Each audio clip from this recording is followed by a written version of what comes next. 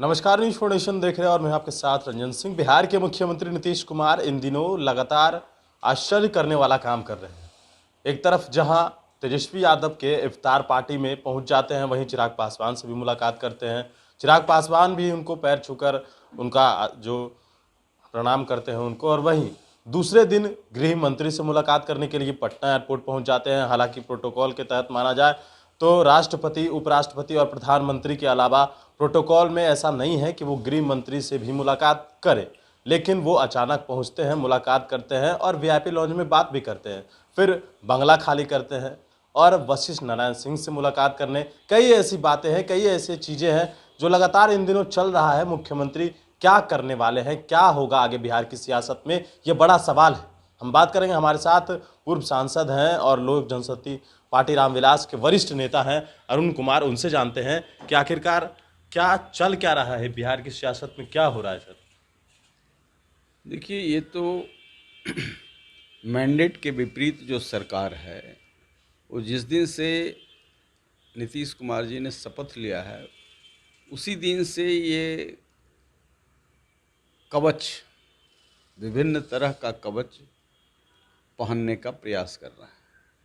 बंगला बदलो, अंगला बदलो, इस पर कंट्राडिक्शन पैदा करो, उस पर समर्थन दो। ये खेल तो जिस दिन ओथ लिए हैं उसी दिन से गिरगिट की तरह रंग बदलने वाले लोग कोई धारा की तलाश में है, अपनी सुरक्षा की तलाश में है। कुर्सी ऐसी मजबूत चिपक है, कुर्सी के बाहर वो रहना नहीं चाहते। कोई अपने ही लोगों से कहवाते हैं राष्ट्रपति बनने जा रहे हैं, अपने ही लोगों से जो उनका मीडिया है उससे कहवाना चाहते हैं उपराष्ट्रपति बन रहे हैं। यानी इनको कुर्सी के साथ कोई एग्जिट दीजिएगा तो आपके साथ हैं, और नहीं तो दूसरे तरफ भी रास्ता ढूंढ रहे हैं इसका प्रयास। अब ये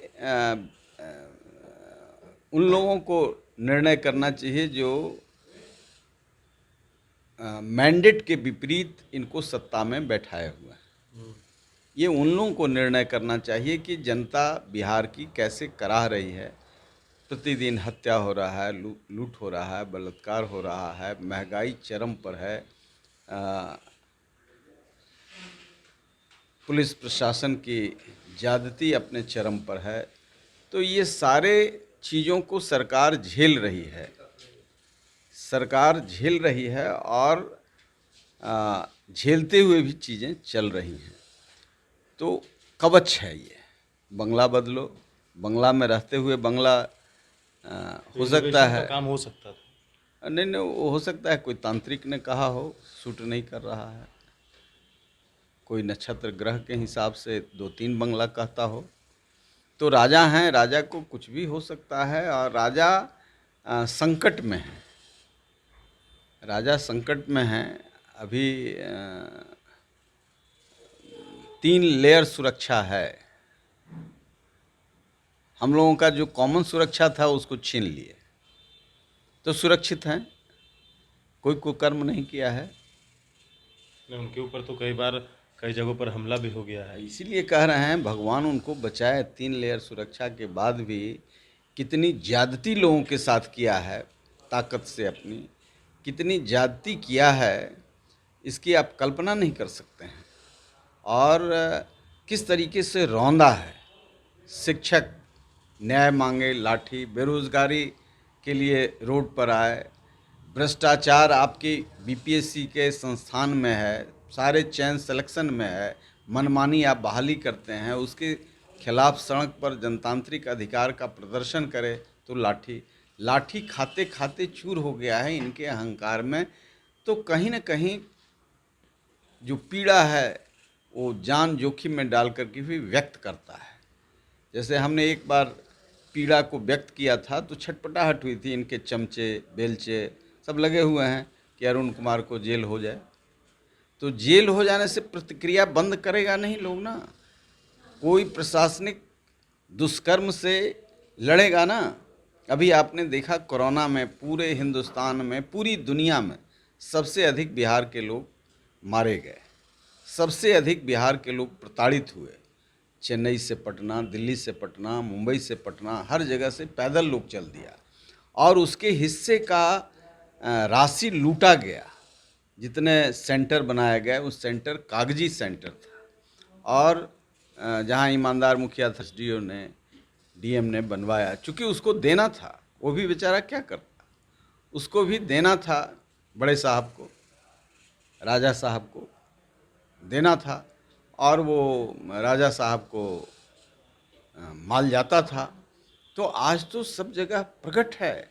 आपने देखा कि चोर पदाधिकारी किस तरीके से इस राज्य में सम्मानित हो रहे हैं। 70 लाख रुपया के साथ इंजीनियर एक पकड़ा गया, एग्जीक्यूटिव इंजीनियर। उसने कहा कि 8 घंटे के अंदर मुझे जेल थाना से नहीं छोड़ा गया तो मैं सरकार का पोल खोल दूंगा। ये माल खाली मेरा नहीं है, ये माल मंत्री का भी है और माल राज दरबार का भी है। तो इस तरह से सीनाजोरी करते हैं जो सरकार के संरक्षण में पल रहे भ्रष्टाचारी हैं, कुकर्मी हैं, दारूबाज हैं, दारू और बालू के ठेकेदार हैं, जो ट्रकों का ट्रक बिजनेस करते हैं। पकड़ा कौन जा रहा है? वो चुआने वाला स्लम एरिया का गरीब आदमी। नहीं, तो सवाल ये भी है हमारा कि आखिरकार जो ये बिहार में नीतीश कुमार कर रहे हैं तो क्या होगा आने वाले परिस्थिति में? क्या बिहार की सियासत में कोई बदलाव होगा क्या? देखिए, प्रकृति खुद भी बदलाव कभी कभी कर लेती है।